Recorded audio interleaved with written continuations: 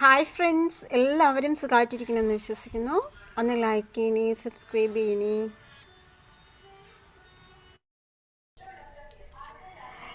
നമ്മുടെ അടുത്ത് കുറച്ച് ഇഞ്ചിയാണുള്ളത്, വീട്ടിലിരിപ്പുള്ളത്. ഇത് വെച്ചിട്ട് നമുക്കൊരു കറി ഉണ്ടാക്കാം. ആദ്യം ഇതൊന്ന് ക്ലീൻ ചെയ്തെടുക്കാം.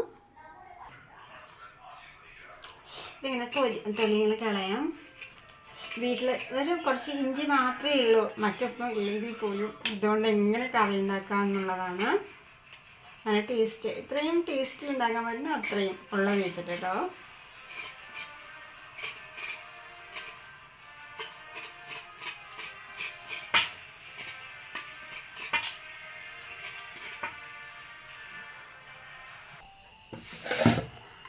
ഇഞ്ചിയിൽ നല്ലപോലെ മണ്ണുണ്ടാവും, വൃത്തിയായിട്ട് കഴുകണം.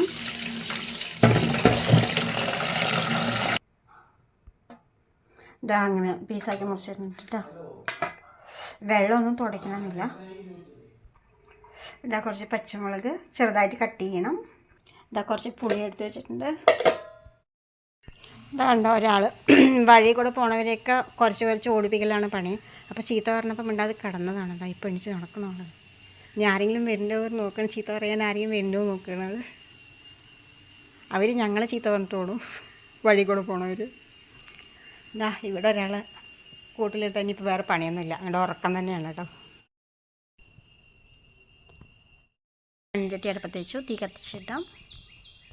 കുറച്ച് ഓയിൽ ഒഴിച്ചു കൊടുത്തു. ഈ ഇഞ്ചി കട്ട് ചെയ്തിട്ട് കൊടുക്കാം.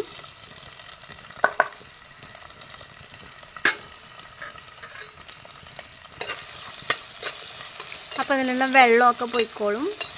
കട്ട് ചെയ്യാനുള്ള ബുദ്ധിമുട്ടൊന്നും ഇല്ല കേട്ടോ. ഇങ്ങനെ കട്ട് ചെയ്താൽ ഈസി ആവുമല്ലോ. നന്നായിട്ട് വഴഞ്ഞ് വരുന്നവരെ ഇളക്കാം കേട്ടോ.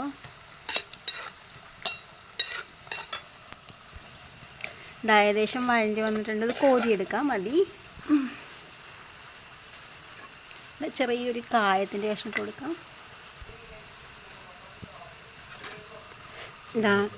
ഒരു 2-3 ടേബിൾ സ്പൂണോളം ഉഴുന്ന്, 1.5 ടേബിൾ സ്പൂൺ കടലപ്പരിപ്പിട്ട് കൊടുത്തിട്ടുണ്ട്.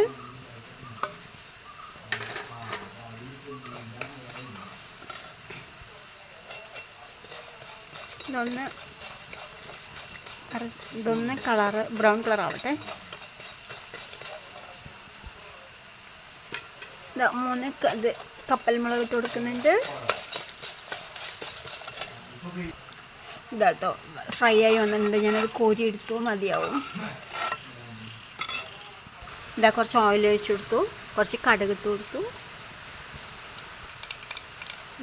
വെളുത്തുള്ളി ഇട്ട് കൊടുക്കാം. പച്ചമുളക് കട്ട് ചെയ്തിട്ട് കൊടുക്കാം. കറിവേപ്പില മുണ്ടൻ ഇട്ട് കൊടുക്കാം. മുളക് പൊടി, മഞ്ഞൾപ്പൊടി, മല്ലിപ്പൊടി. ഞാൻ മുളക് പൊടി അധികം ഇട്ടിട്ടില്ല. എരിവ് ഇതിൻ്റെ മുളകിൻ്റെയും പച്ചമുളകിൻ്റെയാണ് എരിവ് എടുത്തിട്ടുള്ളത്. ഇറക്കി വെച്ചിട്ടില്ല എന്ന് വെച്ചാൽ അത് കരിയുണ്ടാന്ന് വിചാരിച്ചിട്ട് ഇറക്കി വെച്ചിട്ട് ഇട്ട് കൊടുത്തതാണ്.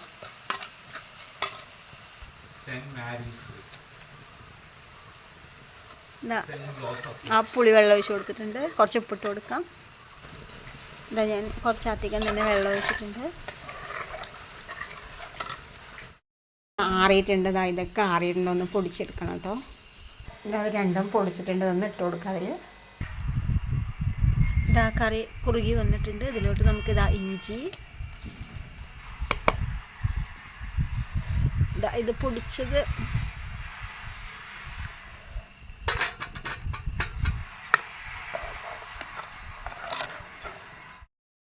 നമ്മുടെ ടേസ്റ്റി ആയിട്ടുള്ള ഇഞ്ചിക്കറി റെഡി ആയിട്ടുണ്ട് കേട്ടോ. വളരെ ടേസ്റ്റിയാണ്. ചോറ് കഴിക്കാൻ മാത്രം മതിയാവും കേട്ടോ.